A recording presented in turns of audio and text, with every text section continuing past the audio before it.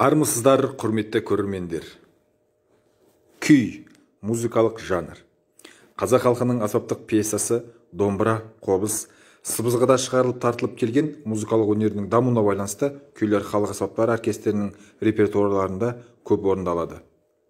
Күйдің мелодиялық формалық құрылысы ырғақтық орындаушылық әдістері саналуан. Мысалы, Құрманғазының күйлері жігерлі, екпінді, ал Дәулеткерейдің күйлері терең толғауға, романтикалық лирикаға негізделген.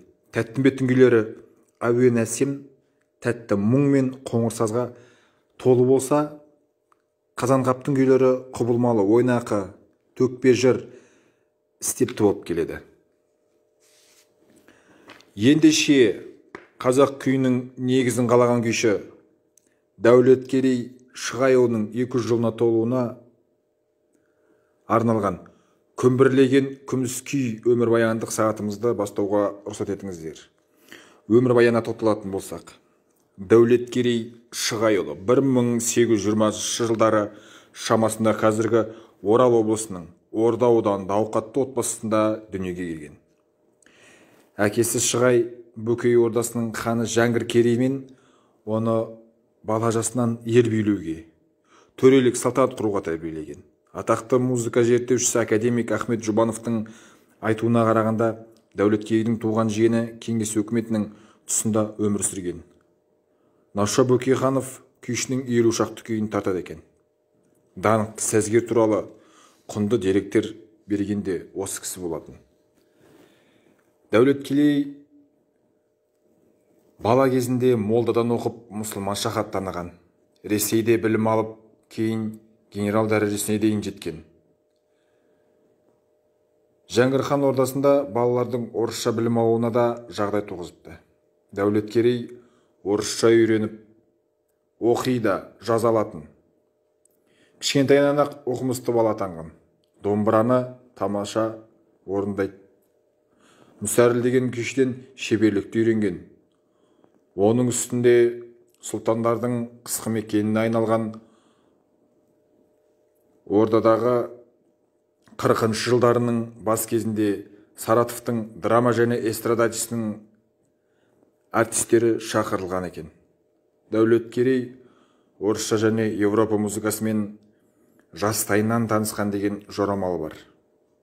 Ол орыстың балалайкасында шебер ойнаған. Сондай-ақ гитара мен мандолинанда тарта білген. 1854 жылы француз саяхатшысы Паули сызған суреттің нобайымен Чередеев салған акварельде күй тартып отырған. Дәулеткерей онда басқа да аспаптардың орындаушылығын бейнелеген. Ең қызығы ортада билеп жүрген еркек бейнесі бар. Дәулеткерейдің халық тағдырын, елдің еркіндікке ұмтылу сезімін бейнелеген. Топан, жігер атты күйлері. Тегеурілдігімен қоса тақсірет көрген ержүрек адамның салмақты, салиқалы, тебіреніс толғасын бейнелеген. Жігер туралы Затаевич былай деп жазған. Бұл күй дыбыстық мүмкіндігі аз домбыраның тар көмейіне симай тасып жатқан терең мол, көтеріңкі лептегі мән маңызы зор шығарма.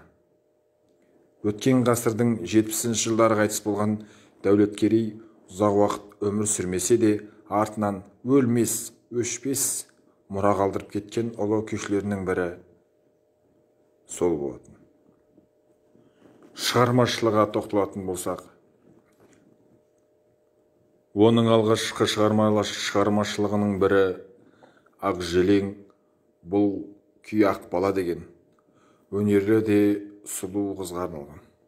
Дәулеткерейдің қоңыр, желдірме, керілме, ысқырма, қос ішек дейтін күйлері тіршілік тұрмыстағы әр алуан көріністердің бейнелеген.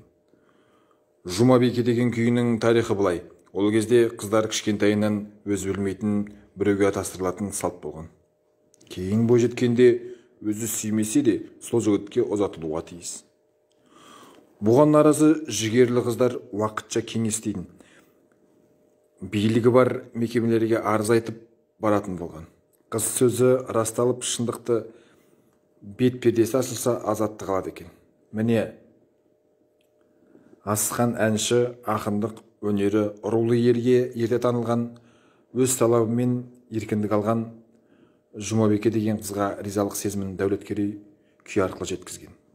1869 жылы қазақтың ұлы күйшісі Құрманғазы Сығырбайұлымен кездесуі Дәулеткерейдің шығармашылық өнеріндегі ұмытылмас кезең болды. Олар күй тілімен табысып, бір-біріне күйшілік өнермен тікелей әсер етеді.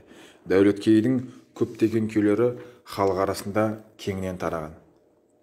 Оның тұрмыстық жанрдағы желдірме, тартыс, ысқырма, қосалқа күйлері, қыз, ақжелең, ақбала қыз, көркем ханым, Қаражан ханым, Құдаша, мұңды қыз, Жұмабеке сияқты әйелдер бейнесін жасаған шығармашылығы бар.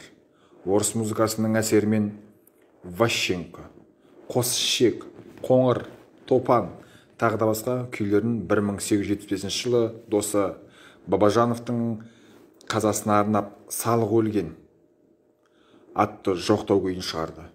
Бұл күйі де осы кезде туды. Дәулеткерей өмірінің соңғы жылдарына жататын күйлерінің терең мазмұны мен күрделі психологизм басым. Олардың қатарында халық симфонизмінің тамаша үлгілері саналған.